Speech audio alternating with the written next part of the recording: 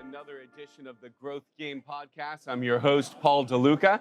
Welcome to Austin, Texas. We're here at the SIA, Staffing Industry Analysts Annual Executive Forum, and we're having a great time. And we get to be with a returnee guest. How you doing, my friend, Andy? Wonderful. All right, excellent. Andy Kohler from Marsh McLennan. Having fun selling insurance to the staffing industry, my friend? Oh, yeah. Tons of fun raising the roof. I love it.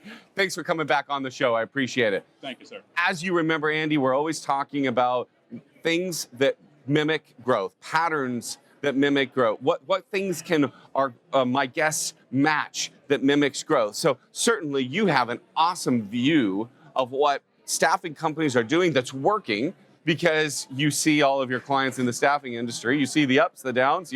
You see hopefully the premium going up, so you're getting paid more. Yeah, that's all I do. And right? You're crying when it's going down. But no, but I really want to just kind of know, what do you see in the market? What's happening out there? Where are your clients going? Are they growing? Are they having a hard time? What are you seeing? Yeah, that's a really interesting question. I would answer that a couple different ways. It depends. There's have and have not. So what I'm seeing in the market, this is across the board for Marsh's clients and also just prospects that I keep up with.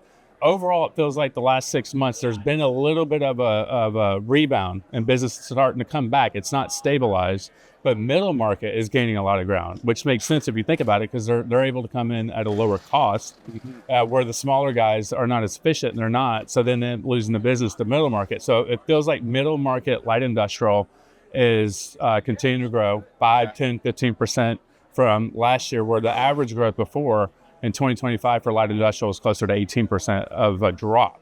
Wow. So you have those guys that are up. So obviously the business is going somewhere else. So I would say technology and size do matter in this market from an efficiency standpoint, and economy of scale on the back end.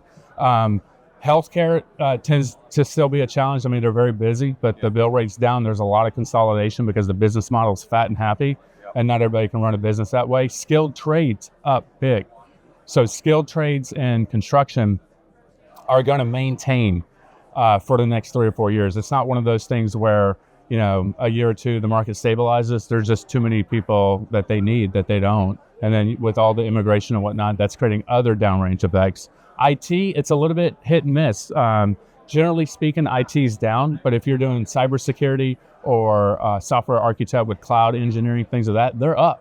So it's a little bit of a mixed bag, but I would say overall in the market, let's just say over the last 12 months, we're starting to see some good news and some positive indicators as far as growth into the southeast, as far as payroll, and then also out west in California. Great. Well, that's great. Super interesting. You mentioned, and I'd love to maybe hone in on it just a little bit. You said, obviously, you have to do more than, you have to build out your tech. You have to build out some economies of scale.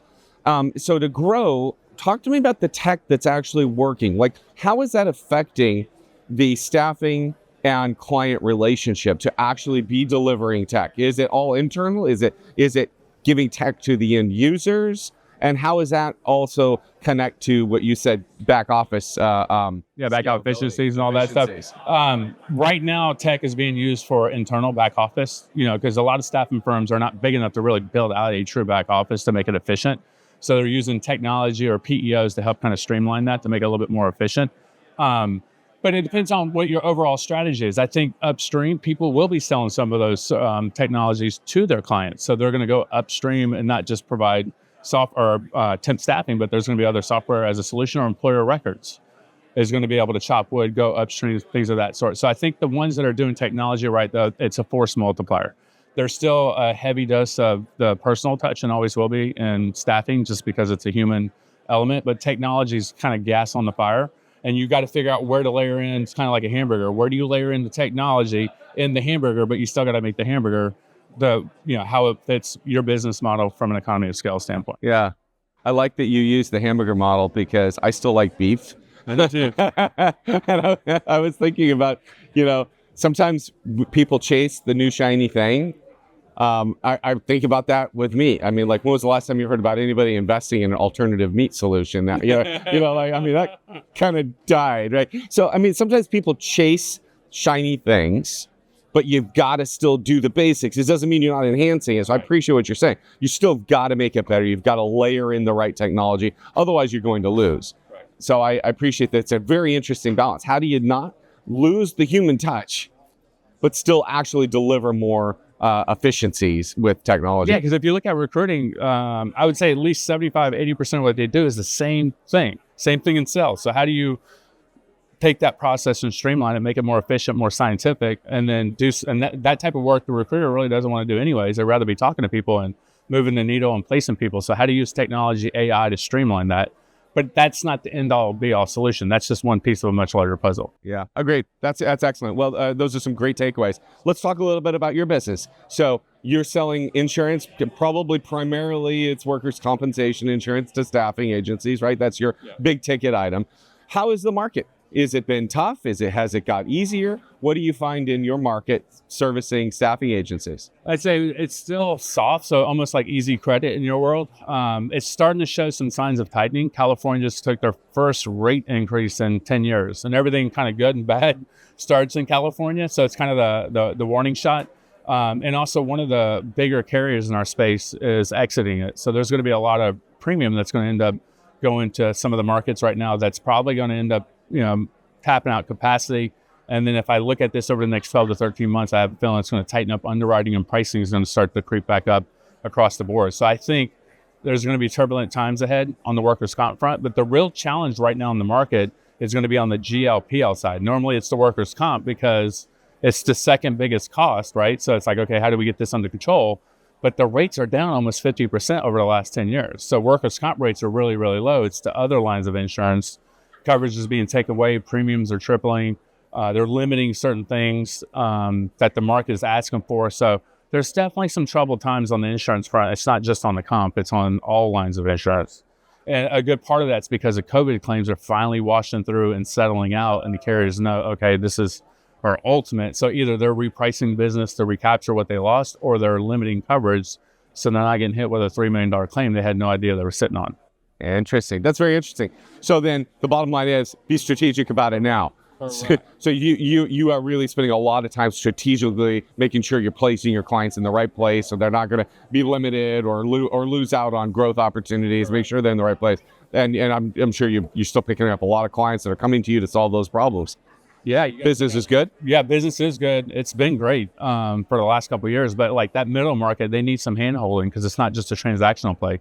And every business is a little bit different from an exposure standpoint. So you need an expert to come in to be able to look at it, see around the corner, understand the nuances, and be able to set up a program that's covering all your blind spots.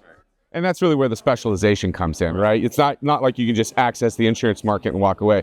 You really have to spend a lot of time with your clients and continue to make sure they're evolving and managing their programs correctly.